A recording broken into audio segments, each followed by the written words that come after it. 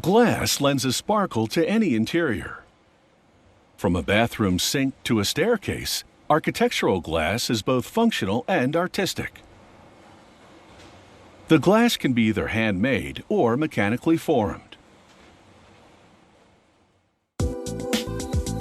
It's called architectural glass because an architect usually designs its aesthetic features and the objects the glass will be paired with.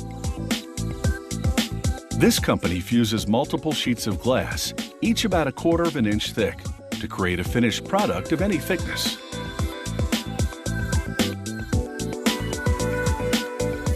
For example, this soon-to-be kitchen countertop uses 5 sheets of standard glass.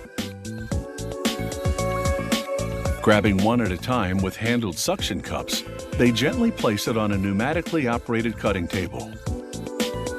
They measure and cut the correct size using a square angle with a diamond-tip blade. Diamonds are the only material that can cut glass.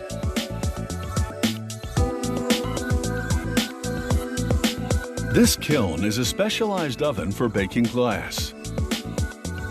A craftsman sprinkles white powder onto the base of the kiln. The powder will leave a texture in the sheet of glass.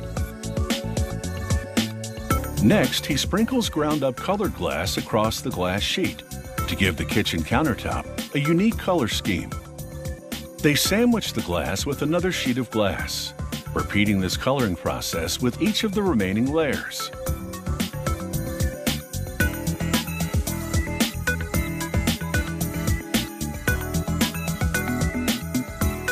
Once the last sheet of glass is put in place, they clean the top surface.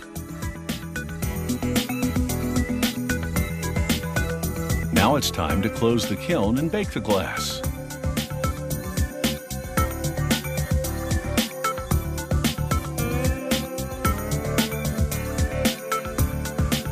Inside the kiln, the 5 layers fuse into one unit. At another kiln, a stack of glass has been fused together and is ready for the next step. Workers open the kiln and carefully transfer the newly formed glass countertop onto a rolling cart.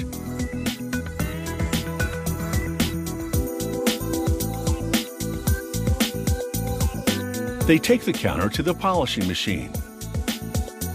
With stones and water, the machine grinds down the edges until the layering is no longer visible. The finished glass countertop is strong enough to span over 9 feet without structural support.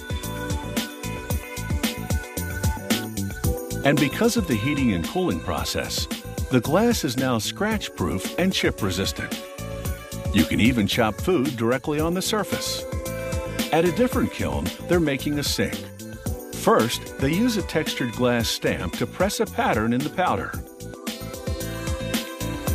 Then they place 3 layers of glass over the pattern, carefully aligning the edges.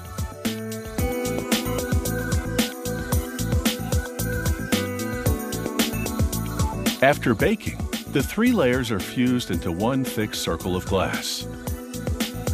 The bottom of the glass has taken on the pattern of the powder, leaving a unique look. This will be the outside surface of the sink.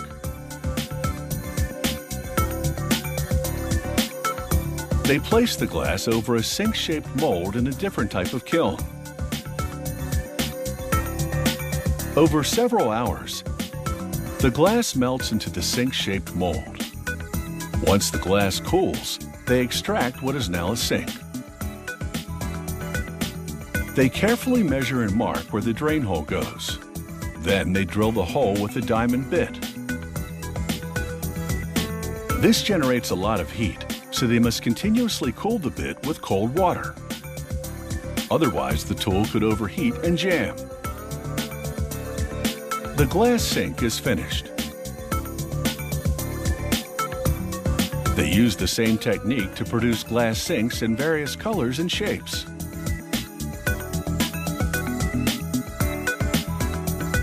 Sometimes these sinks are even integrated with glass countertops. Countless other interior design components can be made from architectural glass.